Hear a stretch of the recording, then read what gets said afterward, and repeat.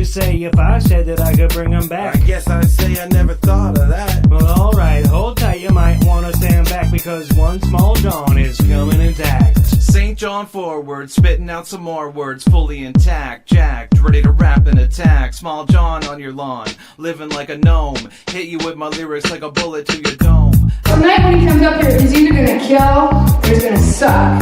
But there's no in between for Mr. Jon Forward.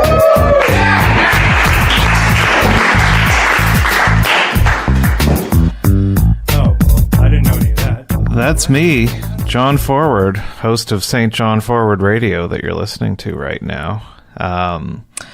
Last week, RF and I spent the whole show defending a guy who was publicly saying racist and homophobic slurs on a podcast in 2018. This week, some pictures of Justin Trudeau came out showing him in brownface at a party in 2001. So, logically, I should probably be defending that too, except he's a politician, so by default, he's already a bad person. This is just kind of a drop in the bucket. Wanting to be prime minister is a better indication of being a bad person than if he showed up for a televised debate wearing the Arabian Knights costume tomorrow. I don't talk much about politics on here, but avid listeners may have picked up on a few comments here and there that have been libertarian leaning. I'm a one-issue person. The only issue I care about politically is the non-aggression principle. It's a pretty simple one. It pretty much covers the bases on any topic, though. I'm against the initiation of force. That doesn't mean you can't defend yourself as a person or even as a collective of some sort, but it does cover the threat of force is also a problem. So it includes do this thing or men with guns will come to get you and put you in a cage. That's a violation of the non-aggression principle. So anything else that requires that as a first step is a problem for me. The politicians are the people that want to be in charge of the armed goons. So they're bad people. The end. I wouldn't want to vote for the least bad option in an election for a local mob boss, and I'm not going to vote for the least bad politician. I don't take any solace in the fact that one of these people wants to spend the shakedown money better than the other one, because, non-aggression principle is my one thing, so picking my master isn't going to make me feel any better about having one. Who will build the roads? Who will help the poor? Healthcare and police and fire department. Who will make the shoes? The last one seems like a dumb question, but it's one that people would be asking if the government had a monopoly on making shoes too. How would it possibly be done otherwise? People used to wonder how society could possibly function without slavery, but it doesn't matter how. It was a bad thing, so they stopped doing it. It's a violation of the non-aggression principle.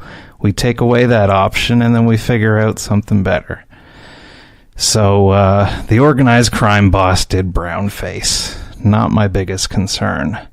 And, the outrage pageantry is kind of interesting from a detached point of view. It's funny, most of the people who care about this didn't like Justin Trudeau anyway. Nobody was on board with Justin Trudeau, and then we're like, all of a sudden, oh man, look at this picture. I need a different person to rule my entire country. That's not something anybody said. So, and people that didn't like him anyway have got something to hang it on now, and especially the other politicians. It's like listening to one KKK member getting upset with another KKK member for not cutting their lawn often enough. I don't know. Democracy's a joke. You just elect one group of thugs, get mad at them, elect a different group of thugs, rinse and repeat. Doesn't matter if it keeps going back and forth between the liberals and the conservatives for another couple centuries, or if we throw in some of the other nerds running for student council on promises of free pizza in the cafeteria. It's all the same. They're arguing about which one's the best at spending the money that you earned. They've got us all convinced that we need them to pay for stuff that their system made too expensive. And, you know, people can't be trusted to make their own decisions, so let's put the worst people in our society in charge of that. That'll work.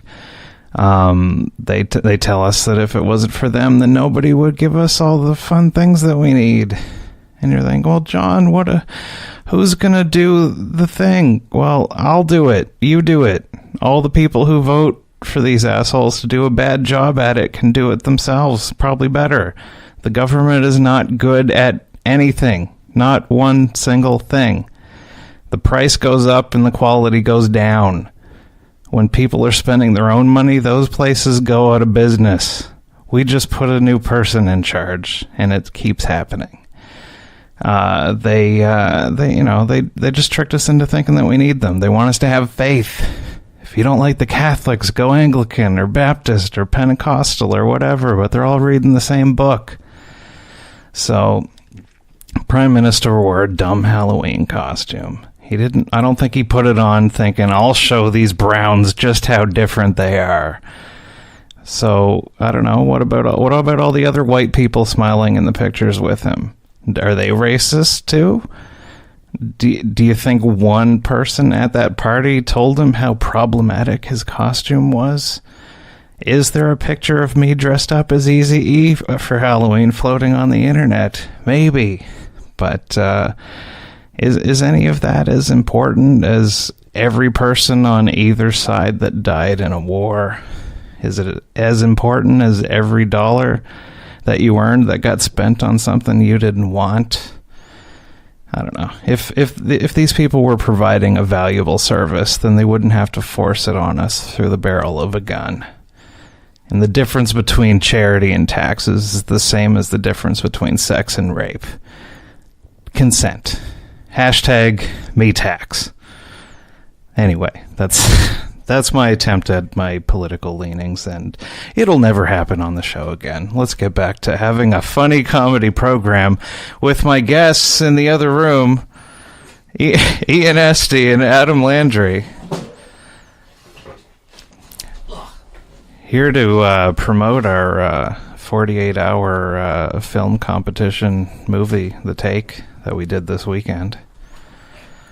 And it'll be there's a live showing on Thursday at the Mariolan Theater, 7 o'clock. It's free, but you guys can just say hello so that people know that you're here. And hello, John. Hello. Great opener, buddy.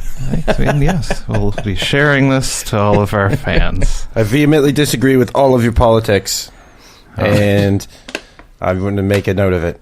Well, as long as you don't initiate violence on me, I'm okay with that. Oh, I might. Well, it depends on what level of violence. If I give you a stern scolding on Facebook, is that aggressive or violent? It could be considered that. It depends on who your enemy is. No, I'm okay with that. I can have my feelings hurt. That's fine. Yeah, I was just to state for the record, I was just joking too. I wasn't even paying attention. All right. Well, let's play a song and then we'll be back and on that. So I just played a song off this album last week, but there's another track that I think is appropriate to the intro anyway. This is Open Mike Evil. What? Open Mike Eagle. That was weird.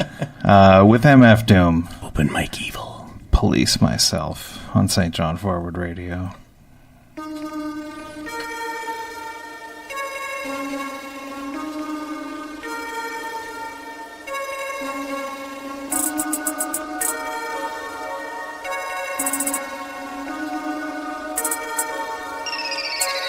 Cause brother's looking like a criminal is probable cause. So if you black, you need to know all the applicable laws. I got a cop in my head and he stay on the beat. On duty 24 hours every day of the week. And when he blow his little whistle, I restrict myself. And when I'm walking in New York, I stop and frisk myself. And when it's time to make arrests, I don't resist myself. myself. Cause if I saw me in a lineup, I might pick myself. I ride clean, but I still feel like I'm filthy as sin. Cause I was raised thinking brown is the guiltiest skin. I got a cop in my head, so all the laws are inside me. But on my turn signal, ain't nobody behind me. I buy weed with my cop, and that's his personal hell. Cause we legal, but I still feel like I'm going to jail. I live alone, making noise so my presence is known. Hoping he don't think it's a gun when I answer my phone. Officer me. Scared of the police, so I police myself. Scared of the police, so I police myself. I'm in custody, but when will I release myself? He said it once, and I don't make him repeat himself. Black has no standing at law. Whack Billy, come back to the jaw. They got the dogs and the gats at your door. If you're smart, get your ass on the floor. Yeah, villain within reason. No consumption is pig grilling season. Treason, black, white, Indonesian. You lacking with no heat and it's freezing. Now send a cop in your head on a bear run and see him die when he jump out your eardrum. It's even better than using a machine gun. After all, been duking them so long, it's been a mean run. A fleet of cars and 3 cribs redone. Don't touch the lawn and pay the kid with the green thumb. They're nervous like first time in a threesome. And shoot too early like pre-cum. Yeah, pause, seem dumb. Sell them to hell, no refund. Profiles for a fillet and a down coat. Run through your mind shooting unarmed brown folk. Bull crap, you couldn't get out with cow soap. Like a rapper selling his soul and don't sound dope. All for naught in the mall, he got caught. Crowd gathered like yes, yes, y'all, an onslaught. Scared of the police, so I police myself. Scared of the police, so I police myself. I'm in custody, but when will I release myself? He said it once, and I don't make him repeat himself. Officer me.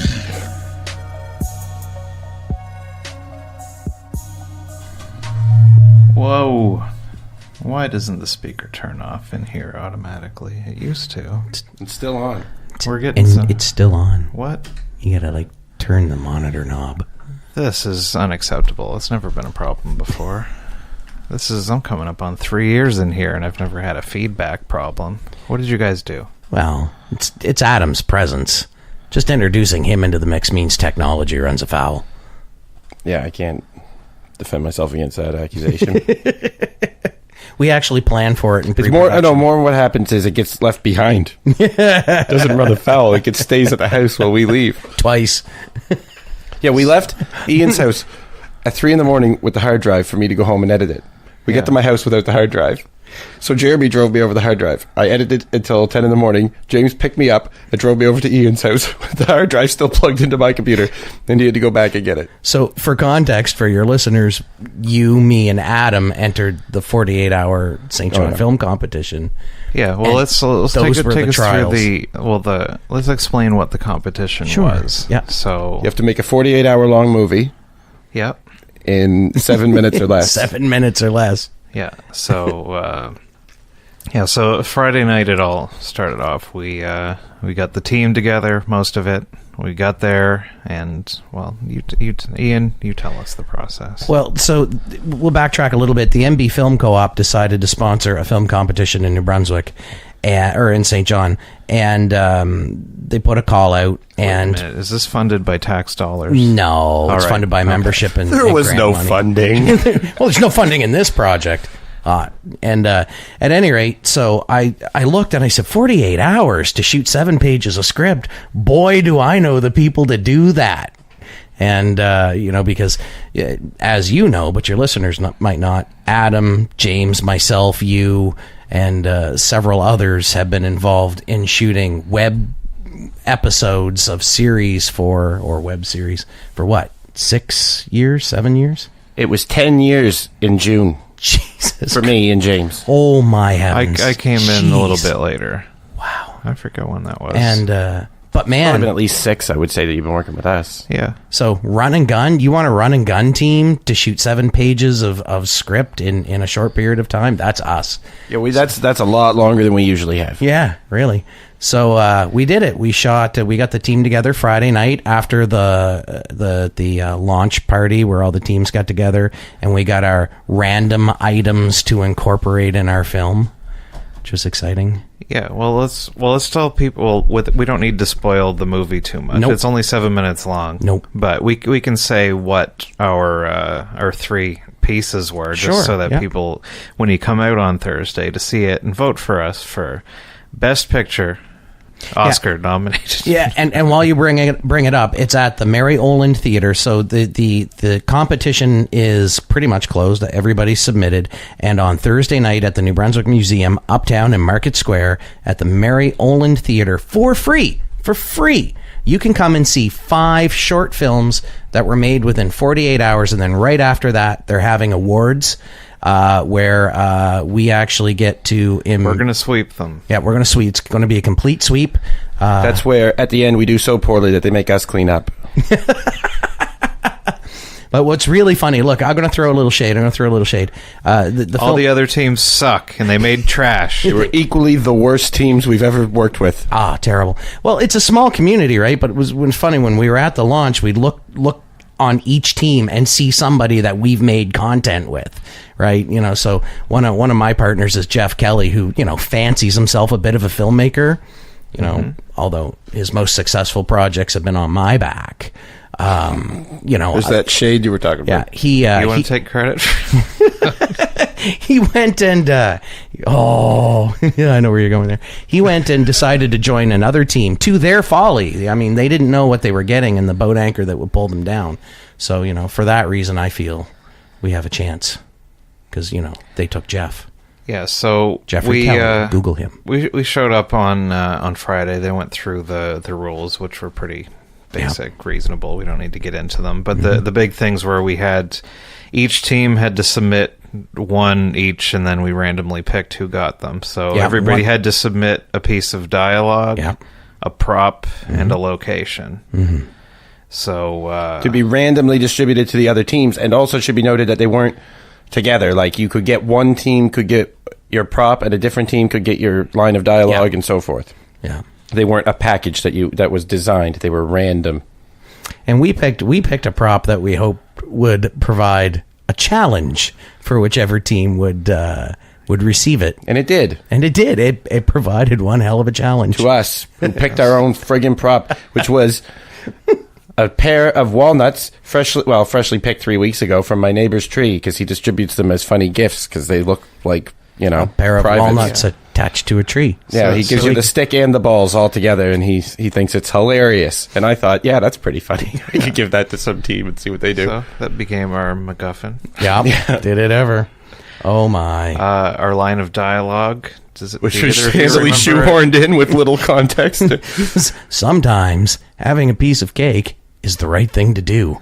Yeah, and finally, our location, dingy room. Which is the only thing we ever shoot in. It's the only location we have. Yeah, I don't want to, whoever came up with that, I'm not trying to be a dick, but that was not creative. I know who it is. I know where we got it from. Who? Can I say it? Because you just said he's not creative, and he's kind of our friend. I didn't want to say it wasn't creative. I said, I'm just saying. It was an uncreative choice. Was it Tony Tompkins? It was Tony Tompkins. It was Tony. Tony, we're calling you out. We know you were the dingy room. You have filmed in our dingy room. And it was named for us. We know it, Tony. If our location was a sterile room, would that have even been possible? We would have had to green screen it. And we would have had to probably wash the green screen first, so that would have taken some of the time. Get stock photos of a sanatorium from the 1900s and shoot on that. That would have been really, if you put that in as a location, a sterile room, that would have been a dick move for anybody, because it's like in a space movie, like a clean, all white. Yeah, that would be really hard. At the launch, they were telling a story that somebody actually submitted the womb as a location, which required a lot of really hard creative thought. You just treat it like the genie's lamp, and it'd be fine. Well, Yeah, in the Toxic Avenger Part 4, Citizen Toxie, the Toxic Avenger and the Noxic Offender, his doppelganger, their twin babies have a lightsaber/mop fight inside of the womb. So There's room for that. There's room for anything. Yeah. Wow, creativity knows no bounds. yeah, and I could have played the Guar song "Womb with No, a we View." don't have the right for that. I We could have made a cheap knockoff of it. I could have played it on the radio here. No. Yeah. Do we know what any of the other what was the dialogue and location that we submitted that somebody else got? So I submitted the St. John sign on Fort Howe because it seemed like a very St. John thing to do, and frankly, I couldn't think Hopefully, of whoever anything. got that had a dead cat for the microphone. Well, the good news is it was a beautiful day for them. I really don't like... I was thinking about the outdoor location as being a bit of a dick move, but they had a beautiful weekend for it. And the line of dialogue, I wish I could remember, it was submitted by James Hovey and it had something to do with hamsters. Do you remember? Something about running away from them. I didn't know about it, and I didn't know about the line of dialogue until we were there, and somebody we whispered it to me while the rest of it was going on, and I don't remember. Yeah, me neither. It was do Hovey. we have any idea Something about who- running away from hamsters. It was Do we know, Hovey's. do we know who got our selections? No, I don't. I really don't. I know Tony Tompkins' It must have been one of the team- first two teams, because I was close enough for the other teams after, like the one before and the one after us, to know what they got. So it must have been the first two. Could have been. I know Tony's team, and I don't want to say it because I He don't was know the if it's second given- team, wasn't he? Yeah, I think. but I know his location only because I have spies everywhere, Tony, and I don't want to say it in case it's a spoiler for somebody or him, but I know where they shot, and it wasn't our location, so that's about as close as I can narrow it down. Yeah, I wonder if anybody, because they did say there will be possibly an award for most creative use Yeah. of the prop, which I don't think we would. We could have used any prop in the exact same way, pretty much. The acrudichrome. No, we couldn't have. There were many Warholian-esque iterations of our prop. Yeah. Is that a spoiler? That's not a spoiler. Warholian-esque iterations. It's not like Well, breaking the it's mold not too much, really but it even accurate, wasn't so bad. I don't think it counts as a spoiler. No, I suppose not. Well, I think we did a good job with the walnuts. we did. Better than the line of dialogue. That was But- totally shoehorned. Yeah, but I think watching it kind of, it would be something that somebody would be like, what? But we just kind of breeze by it, and I don't think it really would stand out as a weird thing, as opposed to the walnuts, where that's like, what's with that? Well, Like our line, I was worried, and this isn't a spoiler, but as it was written on the page, there was everybody stops and looks at him after the line was delivered, which I was hoping did not survive into the edit. Because I was picturing kind of like a just say it and then dead stop and kind of wink wink. I didn't like that. no. What are we talking about? The line of dialogue? Yeah, like right after that. the line of dialogue, there was a stage direction on the script that says everyone stops and looks at him. It's like, Which what I'm picturing is, I think, one of my least favorite scenes that was in Hard Time was when Mark and Arif were in the scene, and then Yeah, the wall are you break. just a really bad comedian, and then they they all both look look at at the the wall. camera. I don't know. I thought Yeah. that was dumb. no, I gotta agree with you. I have absolutely no like of intentional fourth wall breaks at all. And the way it actually fleshed out past the script, I think worked really well. Because I'm with you, when everybody kind of did the whole, vinyl scratch as but it was written. The thing when Again, we especially don't do that, though. We don't hold to that exact screen direction as we and write on a it's script. because we don't take that much time Yeah. about the directions. We write those down the first time through, and then as things change, the directions don't usually. So a lot of times we'll leave in directions that have nothing to do with the scene anymore, and we have Yeah. to remember to not do and them. a lot of it's on a- environment driven too, right? Yeah. You gotta- Well, and on a time constraint too. If you've only got 7 minutes, taking like an extra 3 seconds to have a dumb pause is it would be wasteful. Well, it's funny because when we were cutting this, the original cut was when poor Adam.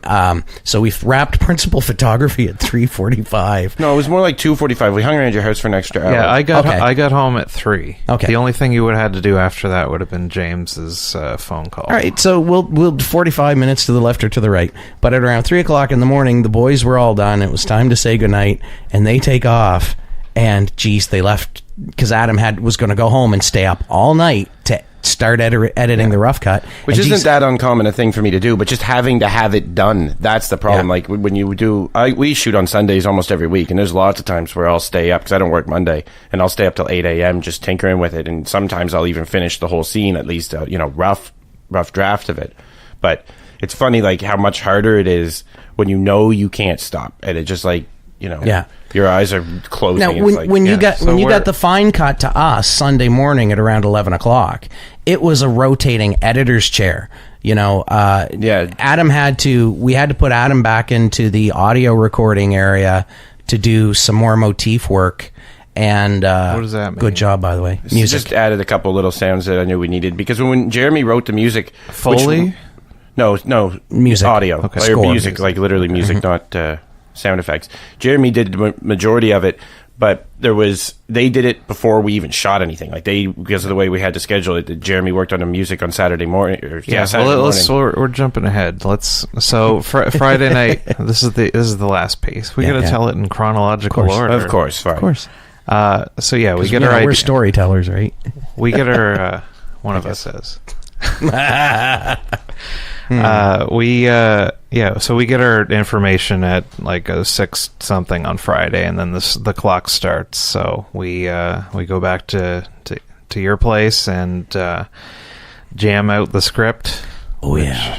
We were done by, I think it was like 1:45 or something. Yeah. And so we gave the whole team writing credits. There's no Well, we just gave general credits to everybody. Yeah. It was pretty hard just to kind of parse out who did what. Yeah. For each thing. And I hate that in independent movies where you watch the end and it's like, here's everything this guy did as its own credit. Here's everything this guy did as its own credit. It's like, just when you just put the names of the people involved in order of the most work they did. So we, as a whole team, the whole team, each have lines that they pitched accepted in this script somewhere, or ideas or concepts. And as you said, we finished at around 1:30. Yeah. Yeah, and there was some starts and stops and some arguments. Oh yeah. Well, I've never been involved in any project, whether it's this group or other groups, where there hasn't been conflict. There's always, when you deal with passionate people, especially in the creative process. Yeah, and I've never written with so many people in the room under such, and there's a benefit and a downside to it. I think what we wanted to do in the first place, and maybe this would have been wiser, but we didn't. I was starting to fall asleep just to get, we were just trying to get through it. But the original plan was to get everybody in the room, get the idea. We know what we're doing, like, the whatever type of movie it is, whatever the main character is, what have you, and then kick out everybody but 3 or 4 of us and plow through the script that way. And maybe that's what we should have done. I couldn't have anticipated how tired I was going to be. That was a really bad night for me. And well, in your fairness, you did work a full day. Yeah, we most of us worked on Saturday, had to work on Saturday. So we went to the thing after work, stayed up writing until 1 a.m, and then had to go to bed. We didn't even start shooting until 5. So really, for us, it was more like a 30-hour film competition. Well, no, that's not true, because at 9 o'clock in the morning, Steph, and that's true. Everybody, for me, Jeremy, it was like that.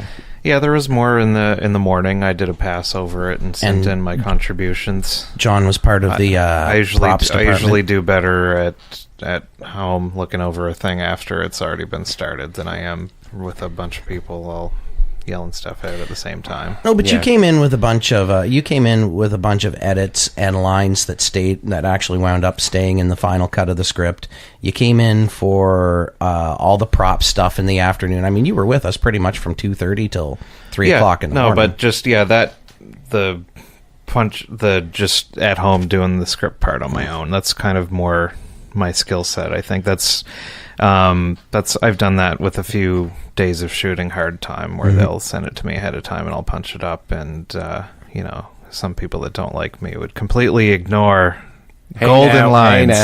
Hey now. But that comes down to the conflict you were talking about earlier. Yeah, When you're dealing with the creative process, that happens. You know, you're the only person in your mind that has a completely clear picture of your vision. My vision's different. His is different. And then when you try and get all of those different conflicting points of view to put the jigsaw puzzle together, it takes some time, but the benefit to it is at least when you go into shooting, everybody understands the puzzle for the most part. Like, you don't have that thing, because I know a lot of people who I've worked with as actors, and they'll come to me after and be like, "Oh, that was so awesome! I didn't know that's what we were making." Like, you know, it helps to have everybody on the same page, but it's just getting everybody onto the same page. Yeah, well, and even when we've had smaller groups to write Hoveland stuff, or I haven't been in the it doesn't matter the original process for Hard Times, but when we did Hoveland and stuff, I kind of just kept quiet and let you guys do the stuff, and I would look over it after the fact. Even writing with just two people means there's going to be 50% fighting. Like, that's just the way it is. It's mostly fighting. And at the end of the day, though, like, you and I had a big argument on location in Market Square, and it's funny because we've pretty much settled into our roles over the past couple of years. But when we first started, we would very creatively disagree a lot, and to the uninitiated, it can be kind of, a little kind of, oh my God, is this the end of Hard Times? Is this the end of Hoveland? Is this the end of this film competition? I heard James Saturday night just kind of lean over to somebody. He's like, give it 5 minutes. Yeah, no, we don't hold it 5 minutes. We don't hold it against each other if we get in fights, and that's just you gotta fight to get it done. That's just the way I see it. I've never thought about a fight afterwards, be like, man, I hate Ian for being a dick. I wouldn't say fight. I'd say I always feel like when I'm doing it, if I'm like arguing for something, I'm like, am I being too pushy? You're never too pushy, John. You're usually, it's hard. I have to make a point of like paying attention to you because you're usually so quiet, and I can't, like, everybody's yelling at me. Yeah. And you could just get lost in the mix if I didn't make and I'm sure sometimes you do. Yeah, every time I suggest something and I get shot down and then I suggest it again, I'm like, I'm being such an asshole. Well, no, but that's how pitches work. See, we do episodes, right? We do things episodically. And I won't speak for everybody in this particular film competition, but at least at the MB Film Co-op, they're used to getting a script by a screenplay writer and then assembling their production around it. And there's a very real hierarchy and authoritative way of getting things done. And the amount of collaboration, and I'm generalizing on this, some projects are more collaborative than others, but the art of collaboration isn't there. When we're talking about making episodes, whether it's, Seinfeld or, name any sort of situational comedy like Hard Times, you've got deadlines and scripts and stories you have to deliver. So you're sitting in the room for the pitch meetings, and then once the pitches are vetted out, you treat those stories, and then you write scripts, and then on the next week, you're doing it all over again in a cycle. That's where guys like us can thrive in these timed events, I think. Yeah, there's not a lot of like wondering, is this going to work, or like I don't know, we've done so much of it that it's well, and usually when we're not on a time constraint, you can just shoot every possible version of it and it'll come together in the edit. But or even just write every possible version. Like we've had lots of times we're writing something very small and it's taken forever just because we didn't need it to take a long time. Or we didn't need it to go quickly. I mean, we didn't need to have it done by tomorrow. And one of the huge advantages that served us in this project from our episodic work is the fact that we ran into technical difficulties at 3:00 in the afternoon on Sunday, before 3 hours before submission time. What was that? We decided whole lines of audio were just not workable. Yeah. So we did some of the best 20-minute audio digital replacement ADR work. Yeah, within 20 minutes of deciding we were going to do it, we had Jeremy, who wasn't even there. He was on his way to St. Stephen, who was just about to leave, and he came over, did the line of dialogue. We did it was like 2 take. He did it in 1 take. His back was to the camera in the shot, so it made it a little bit easier. But we had it done in 20 minutes. Balanced with background noise. Not bad. All right, we're a little past halfway through. Let's take another musical break. Ian, do you want to tell us about the song that I've got queued up here? All right, so he was a last-minute call-in, and he unfortunately doesn't get any credit on this, but we needed some gear to record the music for this project, and I called up my good friend AJ Arsenault, who gave us a really fantastic big professional keyboard that we could use to record the piano for it. And AJ's one of the best kept secrets musically in St. John, and this is one of his best songs in my opinion, and this is Spirits of the Dawn. Before we go to the song, I'm going to give a shout out to my neighbor Jonesy.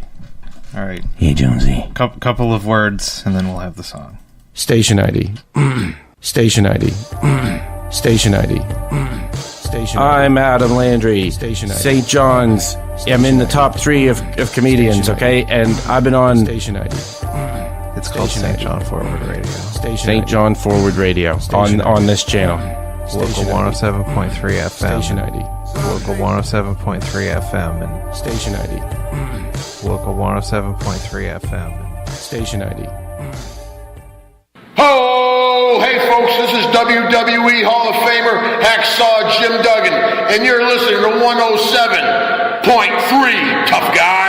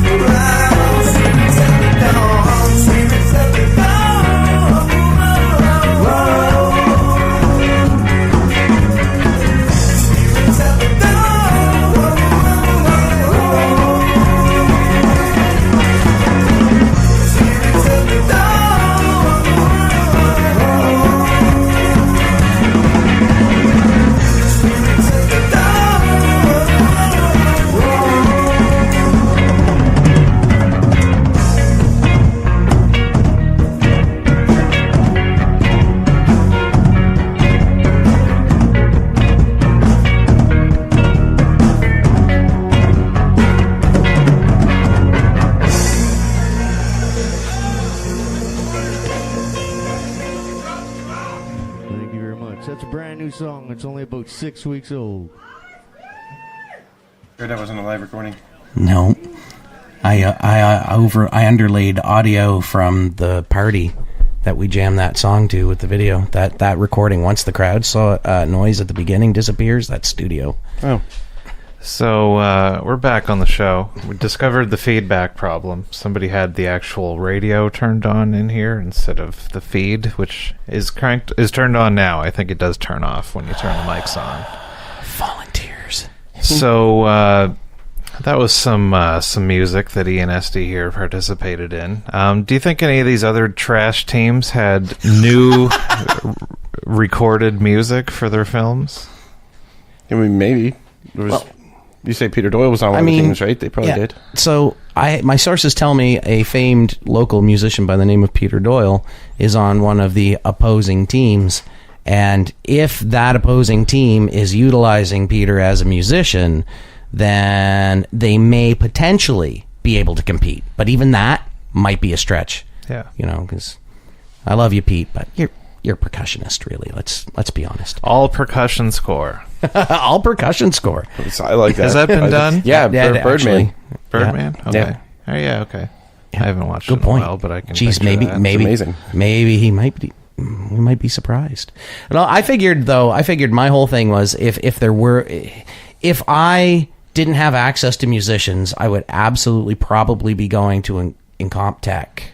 It's Incompetech. I think it's like a pun on incompetent, but I think the guy's better at music than he is at comedy. But I'd be doing royalty-free just to buy me time to do other things. Yeah, because they did, one of the rules was all the filmed stuff needs to be over the weekend. They didn't say the sound, so we could have used canned audio as long as you had the rights. We did use a couple sound effects that we didn't create. There's the gunshots and stuff, but we did do some Foley, but we did do one Foley. We did one Foley. But you know, I think that's literally all that we put in. Is just that just the gun, the one. There was a gunshot, there was a collapse on the ground, and there was a slap that we downloaded. I think other than that, we actually did a gun stock into a palm of our hand. Oh yeah, that's right. We did record that one. So yeah, we didn't even end up using that slap. So we downloaded two sound effects. So but for it back, they're just covering. It was a live gun on set. Back to score, live gun, kapow. The effects look good. And I downloaded a blood hit, but I used I made my own muzzle flashes. Adam did the VFX in After 4 muzzle flashes in like a minute and a half. Yeah, well, it was the very last thing because, you know, it was gravy, right? So it was the very last things we were doing was like trying to add the gravy to the potatoes. That sucked. That was terrible.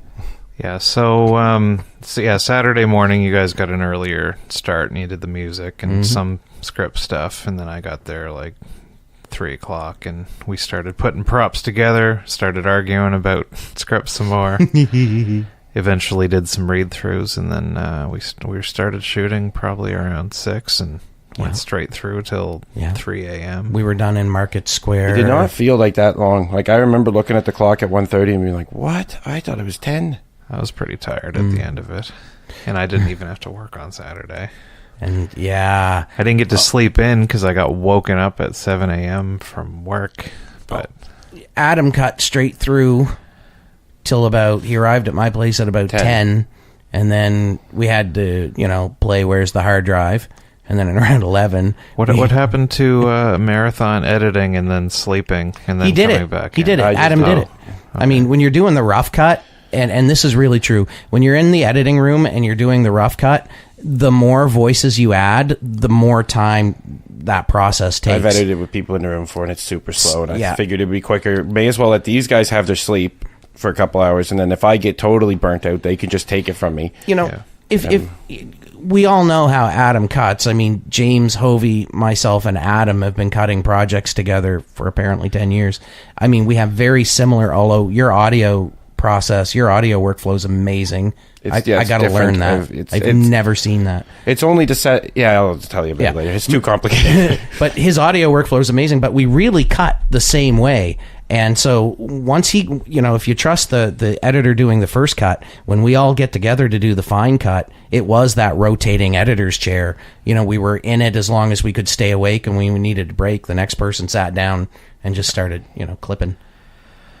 Yeah, was there any hard stuff that was removed? I know there was a few scenes that the one where I hurt my elbow didn't make it into the cut. Neither did any of the stuff in the atrium. It was cool looking, but it was like pretty. It sucked because that was like the biggest production value that we had. It was pretty Market Square atrium, but it just did not. The shot of the fountain doing like the crane effect up, that was beautiful. Gone.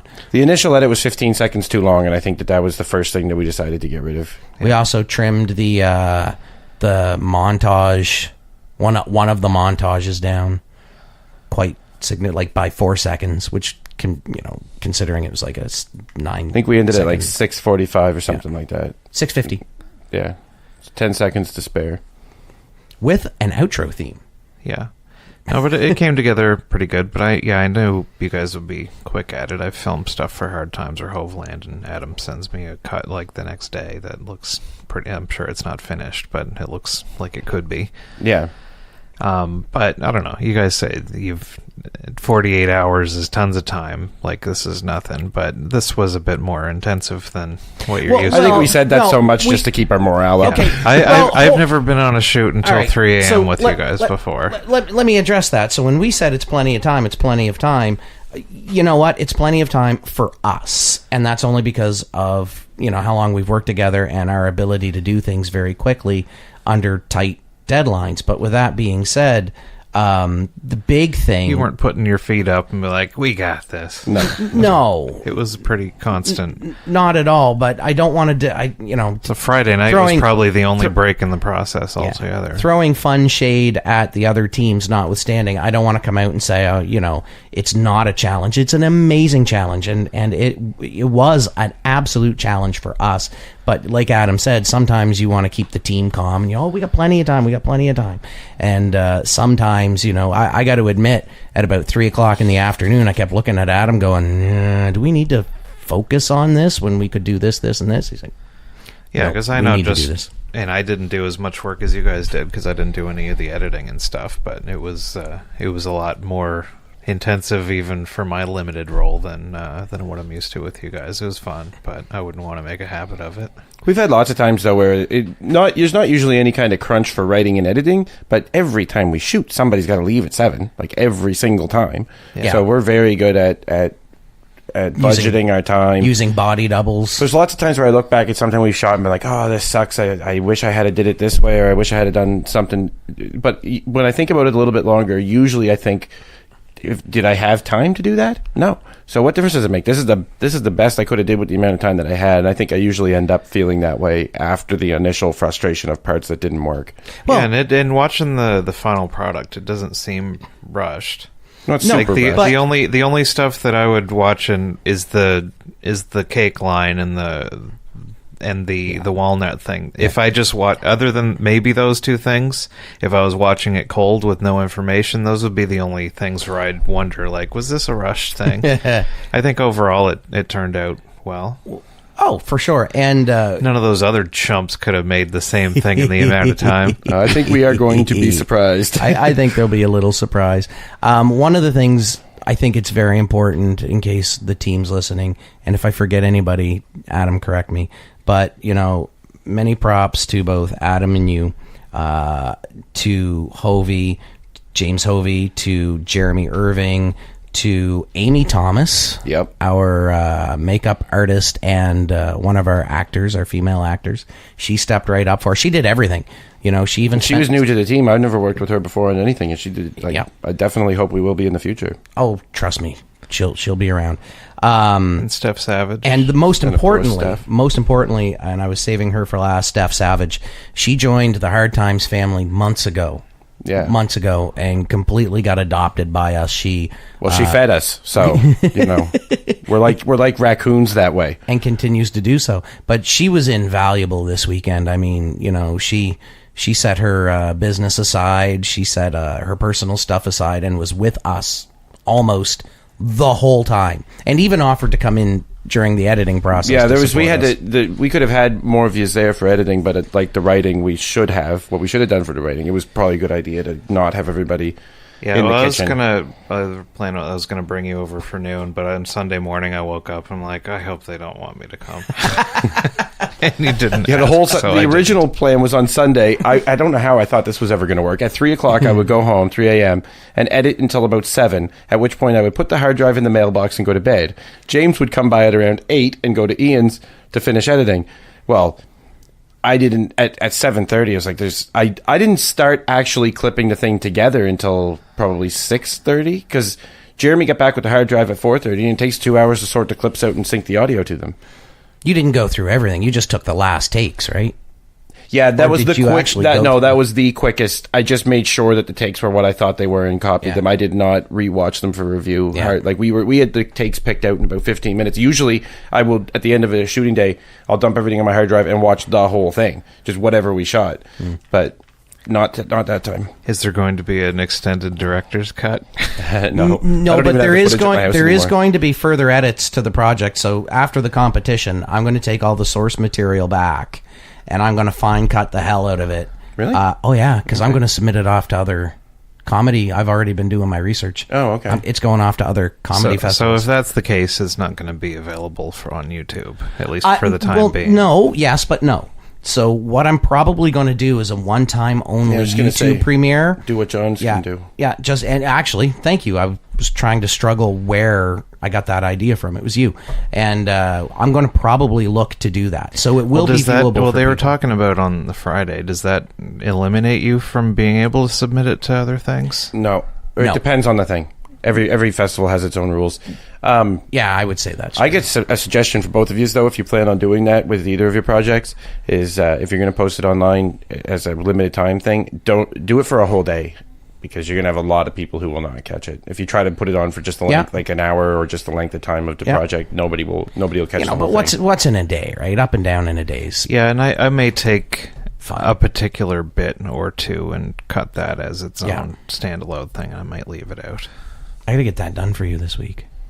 No rush. But yeah, I know lots of times. The only time I've ever watched anything live on the internet was when I accidentally noticed it was on, and oh, I'll watch it now. If it's not on right when I'm on the computer, I've never once been like, I have to get back to my computer to check this live. You're probably right, but in my head, best case scenario, this is going to be on at 8 p.m. on this day, and it's appointment TV, and everybody's going to rush home, and oh man, it's going to start, and we get into the live chat before the premiere. Well, do it that way. Do it as the premiere, but then immediately set it to live, or to set it to watchable, and then 24 hours later get rid of it. Yeah, and I'm That's not my sure suggestion. when to do it either, because if it's too quick, then it just future things are like, I'll just not bother. He'll put it on the internet in a month. I think I waited like a year before I put Honey Garlic out on the radio show. Well, it's your project, whatever you want to do. I don't know. Well, that's the cool thing about it. Right? And that's the thing. Like, this movie is going to be more of a finished project than that set was for me. Well, and that's because without deadlines, projects never get finished. Yeah. And that's the great thing about a 48-hour film competition.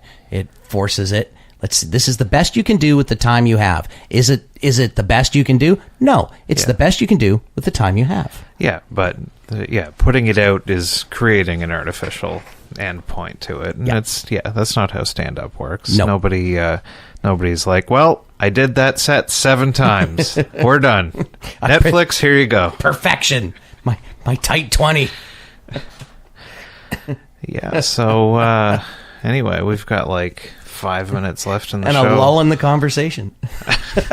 What? Any other notable events from the weekend? There was the weird guy that was hanging out in front of the library doors. So I don't know what was up with that guy. I felt sorry for poor weird guy.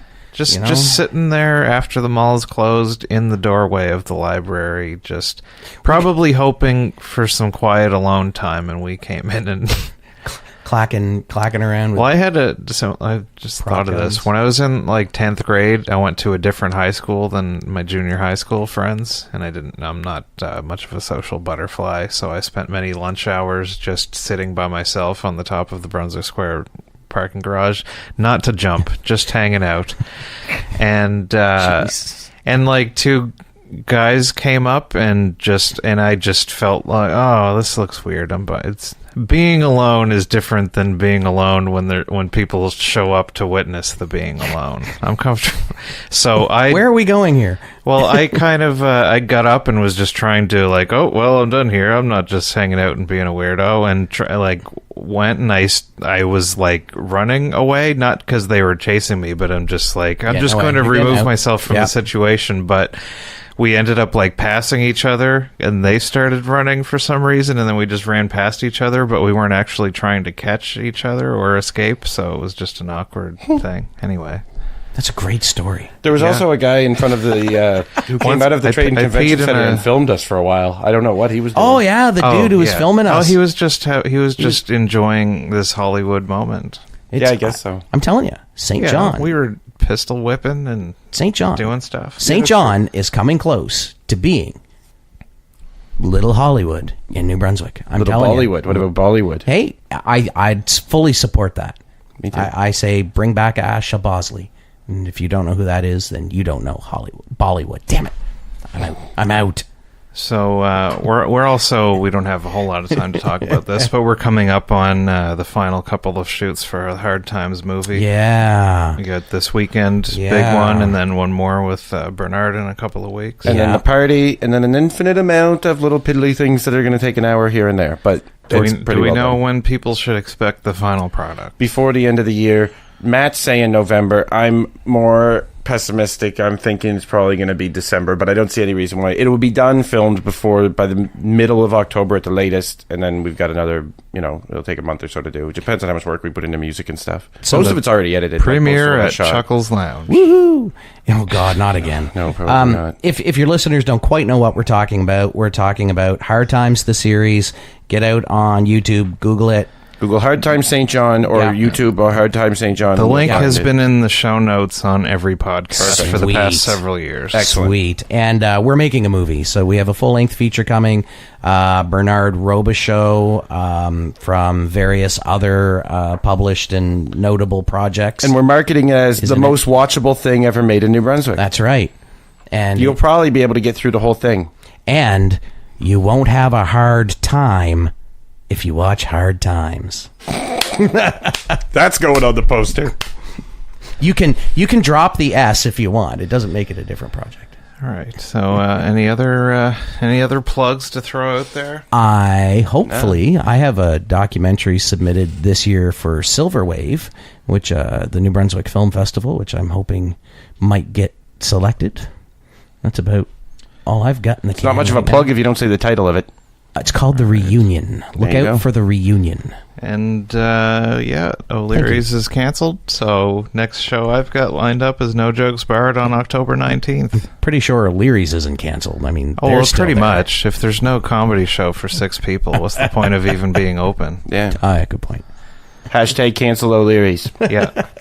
I've seen a lot of blackface in that joint. So. Yeah. There's probably some there right now. Oh, don't. They just won't stop doing it. I told them, but they're like, no, we need to other all of these people. It's a deep Irish tradition. Hey.